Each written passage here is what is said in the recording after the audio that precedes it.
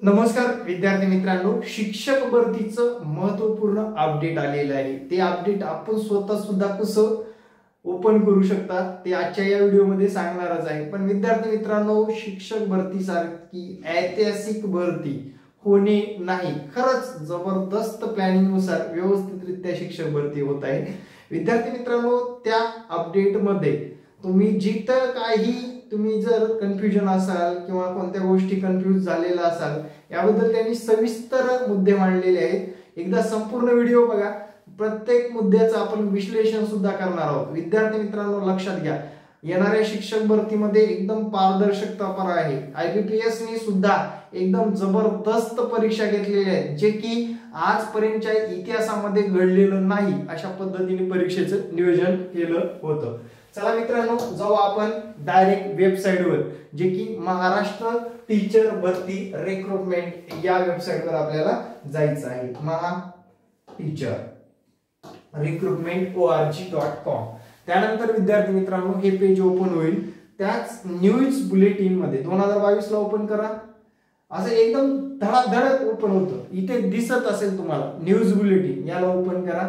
Update बघा मित्रांनो, इथे तुम्ही पाहू शकता 18 तारखेचं अपडेट आलेलं आहे। संध्याकाळी उशिरा येतं अपडेट, त्यामुळे आपण सकाळी सकाळी घेत असतो अपडेट आणि तुमच्यासाठी सकाळी लवकरात लवकर घेण्याचा मी प्रयत्न केलेला आहे।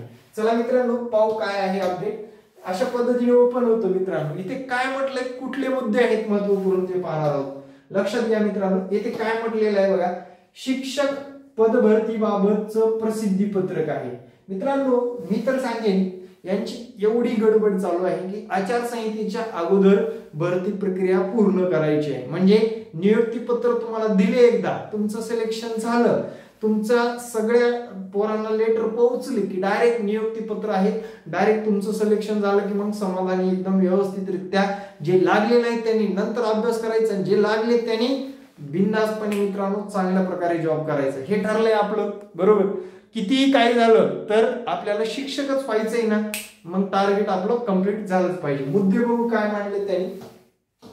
पहिलं म्हणजे काय म्हटले बघा, इथे शिक्षक पदभरतीसाठी उमेदवाराकडून प्राधान्यक्रम लॉक करून घेतल्यानंतर यंत्रणेकडील काम प्रगतीपत्रावर सुरू आहे।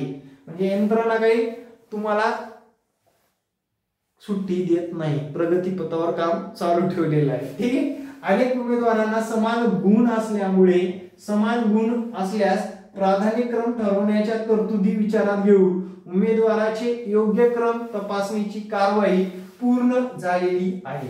म्हणजे विद्यार्थ्यांचे गुण सर्वांचे पडताळून झालेले आहेत मित्रांनो। अरे वा, छान, इतक्या लवकर प्रोसेस, खरंच सॅल्यूट शिक्षण आयुक्त कार्यालय।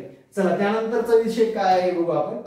शिक्षक पदभरती प्रकरणी माननीय न्यायालयाकडून एकतर्फी अंतरिम आदेश होणार नाही, याबाबत उचित दक्षता घेण्याबाबतची विनंती माननीय उच्च न्यायालयातील सर्व शासकीय अभियोक्ता यांना लेखी पत्राद्वारे करण्यात आलेली आहे। म्हणजे मित्रांनो, न्यायालयाची एकतर्फी भूमिका कधीच नसते, त्यामुळे या गोष्टीवर आपल्याला फोकस करणं गरजेचं आहे। चला, शिक्षक भरती आता महत्त्वाच्या टप्प्यावर येऊन पोहोचली असून पात्र अभियोक्ताधारकांना संस्था जिल्हा परिषदेमधील नियुक्ती संदर्भात याद्या तयार करण्याचे संगणकीय कामकाज सध्या सुरू आहे। ही पूर्णपणे पारदर्शक व संगणकावर आधारित प्रक्रिया असून त्यामध्ये कोणताही मानवी हस्तक्षेप होणार नाही याची दक्षता घेण्यात आलेली आहे। मित्रांनो, आता सर्व काही संगणकीय प्रणाली आलेली आहे, म्हणजे कुणावरच अन्याय होत नसतो। पॅरलल व्यवस्थितरित्या तुमचे मार्क, तुमचं एज्युकेशन, तुम्हाला प्रिफरन्स कसे जनरेट केलेत, लॉक कसे केलेत, यानुसार सर्व गोष्टी काय होतील, एकदम करेक्ट होतील। मित्रांनो, आता ही शिक्षक भरती जर बघितलं, मानवी हस्तक्षेप अजिबातच नाही, याच्यामध्ये संगणकीय प्रणाली आहे। MPSC ला सुद्धा आपण आन्सर की दिल्यानंतर डायरेक्ट कॉम्प्युटर मध्ये टाकल्यानंतर निगेटिव्ह मार्क हे 12 भानगडी सगळं करून येतो। तसंच विद्यार्थी मित्रांनो, शिक्षक भरतीमध्ये सुद्धा तुमचं क्वालिफिकेशन, तुमचं वय, समान मार्क असल्यामुळे प्रिफरन्स कसे देताय, म्हणजे बऱ्याच गोष्टी मॅटर करत असतात याच्यामध्ये, ठीक आहे। त्यानंतरचा मुद्दा, असे असतानाही अभियोक्ताधारकांमधील काही स्वयंघोषित खोडसाळ व्यक्ती तसेच काही दलाल या प्रक्रियेबाबत अभियोक्ताधारकांमध्ये संभ्रम निर्माण करून त्याशी फसवणूक करण्याची शक्यता नाकारता येत नाही. म्हणजे काही दलाल लोकांपासून कृपया करून सावधान राहा मित्रांनो, की त्यांची फसवणूक करू शकतात, आपली सुद्धा फसवणूक होईल. यासाठी सावधानतेने कुठल्याही प्रकारे मित्रांनो या भरतीमध्ये मी स्पष्ट सांगतोय आणि स्पष्ट बोलणारा व्यक्ती आहे, याच्यामध्ये घोटाळा नाहीये, लक्षात घ्या. या भरतीवर गालबोट ठेवू नका, लक्षात ठेवा. तुम्हाला सांगतोय या भरतीमध्ये सगळ्या गोष्टी आतापर्यंत पारदर्शक झालेल्या आहेत. ज्यांना कमी मार्क आहेत, कमी लागण्याची शक्यता आहे, ते टीका करतातच, त्यांच्याकडे लक्ष देणं गरजेचं नाही. आणि काही दलाल लोक म्हणजे तुला शिक्षक भरती करून देतो, मला एवढे पैसे दे, यांच्यापासून सावधान राहा. असं होणारच नाही मित्रांनो. पवित्र पोर्टलच्या माध्यमातून आगामी सर्व जागा भरल्या जाणार आहेत, कृपया लक्षात घ्यावे. नाकारता येत नाही. अमुक जिल्हा परिषदेमध्ये नोकरी लावून देतो, मी आत्ताच बोललो. अमुक संस्थेत भरती करून देतो, जवळच्या संस्थेत नोकरी देतो, इत्यादी प्रकारे खोटे आश्वासन देऊन फसवणूक होण्याची शक्यता काही अभियोगताधारकांनी व्यक्त केली आहे. या बाबीकडे सर्व अभियोगताधारकांनी दुर्लक्ष करण्याचे आवाहन करण्यात येत आहे. म्हणजे दलालाला तुम्ही नेमू नका, तुमचं काम होणारच नाही मित्रांनो, लक्षात घ्या. तुमचा जर मुलाखतीला नंबर आला तर म्हणतील की संस्था ओळखीची आहे, आम्ही तिथे काम करू, संस्था चालक आपल्या जवळ लय बसलेले आहेत. मित्रांनो कुठल्याही संस्थेला ओळखीचे लोक येणार नाहीत, तुमच्या मार्काच्या बेसिसवर 3 लोक येणार आहेत, लक्षात घ्या, एका जागेसाठी. त्यामुळे इथे तुमची फसवणूक होणार, लक्षात घ्या. कुणाच्याही आमिषाला बळी पडू नका. चला त्यानंतर संगणकीय प्रणालीद्वारे आपोआप होणाऱ्या प्रक्रियेचे श्रेय घेऊन काही मंडळी अशा प्रकारे फसवणूक करू शकतात. या सर्व बाबींना पायबंद घालण्याचा कसोशीने प्रयत्न करण्यात येत आहे. असे दलाल अथवा अन्य मंडळी कृत्य करीत असतील तर त्याचे टेलिफोन संभाषण अथवा फोटो इत्यादी पुरावे जतन करून ठेवावे व अशा प्रकारे कोणी फसवणूक करत असेल तर संबंधित पोलीस ठाण्यामध्ये तातडीने फिर्याद दाखल करावी. अशी फिर्याद दाखल केल्यास प्रशासनाकडून देखील अशा तक्रारीदारास पूर्ण सहकार्य केले जाईल. आता विद्यार्थी मित्रांनो लक्षात घ्या, बऱ्याच जणांचं म्हणणं होतं, माझ्या व्हिडिओच्या खाली सुद्धा कमेंट आल्या होत्या, मुलाखतीला पैसे मागतील असं. मित्रांनो तिथे मी तुम्हाला सांगितलं होतं की जर कुठे फसवणुकीच्या वेळेस फसवणूक केलेली निदर्शनास आल्यानंतर त्यांचे व्हिडिओ शूट करा, त्यांचे फोटो घ्या, डायरेक्ट फिर्याद दाखल करा.